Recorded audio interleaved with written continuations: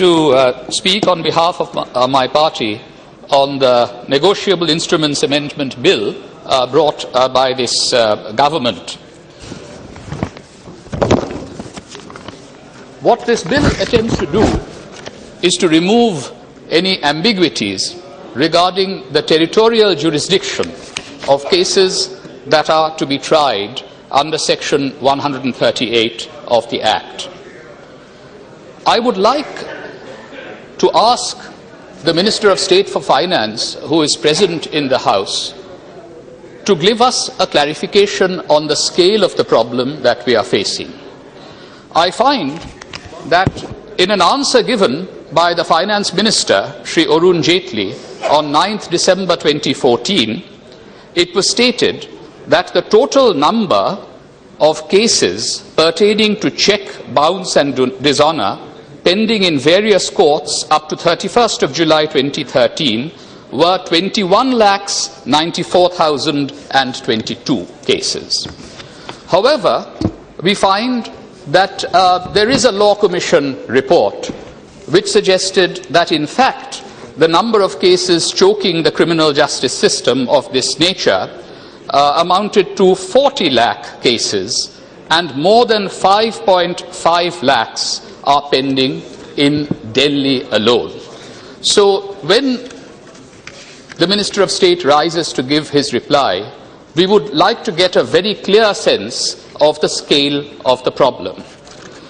But if in fact the number of cases pending are, as according to the Finance Minister, just short of 22 lakhs until July of last year, that too, I would say, is 20 lakh cases too many. And there are 2 points which make me very sad when I see these kinds of statistics. First of all, India, in its economic, monetary and financial history, has always been known for the sophisticated nature of its negotiable instruments. Negotiable instruments that financed long-distance trade, instruments that we knew by the name of hundi or suftaja, enabled merchants from this country to carry out trade all across the subcontinent and also beyond the shores of this subcontinent in different parts of the Indian Ocean world. When we have so many checks bouncing, being dishonored, what we find is that our whole system of negotiable instruments that had been based on trust seems to have completely broken down. Because when a check is issued which is not going to be dishonored, it is basically a violation of trust, which was the basis of our negotiable instruments in the past. And the other feature which makes me very sad when I see these statistics is the number of pending cases. And this particular amendment bill only tinkers at the edges of the problem. What we require from this government is a scheme for comprehensive judicial reforms. Even in the course of the 0 hour today, one of my friends from Murshidabad pointed out how many cases are pending in one district which he represents. So this will only address a very small part of the problem. I think we need comprehensive judicial reforms to be brought in. The other point to mention is that I will not be as harsh as the preceding speaker from the opposition, who has said that this bill helps the money lenders. If this had been an issue between small debtors and extortionate money lenders, then we would wholeheartedly be on the side of the small debtors. But in this instance, it is a question of checks that are being issued which are not being honoured because of either lack of integrity or because of insufficiency of funds. And whoever is issuing these checks ought to know that these checks will not be honoured.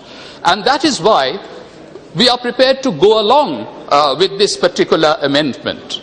However, who are the people, who are the so-called stakeholders who came to the government as soon as the Supreme Court judgment of 1st August 2014 was delivered. We are reading, not just in the media, but also in the objects and reasons spelled out by this government, that these were financial institutions and industry associations that were most concerned. And I can see that this government responds very swiftly when the issue is one of ease of doing business.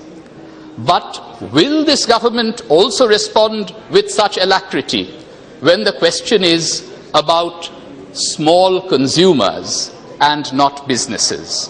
You know, we constantly hear in this House about how many banking norms are being simplified.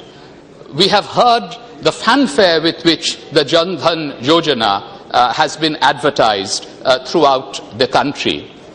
But when I go to my constituents, in my own Jadavpur constituency, I constantly hear complaints from people who live either in the city of Calcutta or in the villages to the south of Calcutta, which I represent, that they face huge difficulties even now for fulfilling KYC norms. This is a genuine difficulty, and there is a gap between what is said in this House about easing various norms and the actual difficulties that consumers face. And as was pointed out, there are many villages, there are many gram panchayats where there are no banks whatsoever, so that there is no question of drawing checks on those banks which may or may not bounce. So I would urge this government that just as they have responded to the concerns of industry associations and of financial institutions, they should also respond to the concerns of small consumers, people who are still denied access to the banking sector. So I will simply say that this is actually a very small piece of legislation. What the country requires are major legislations that have to be brought to bring about comprehensive judicial reforms and comprehensive banking reforms, which will help very ordinary people in our country to gain access to credit, and so that they can actually be able to write checks. That is the basic right that is denied to vast numbers of our people living particularly in the villages of the subcontinent. And finally, I would simply like to urge this government that let their rhetoric of being people-friendly not be simply limited to rhetoric. Let them act, let them legislate, and let us implement those legislations for the benefit of the citizens of this country. Thank you very much, Deputy Speaker, sir.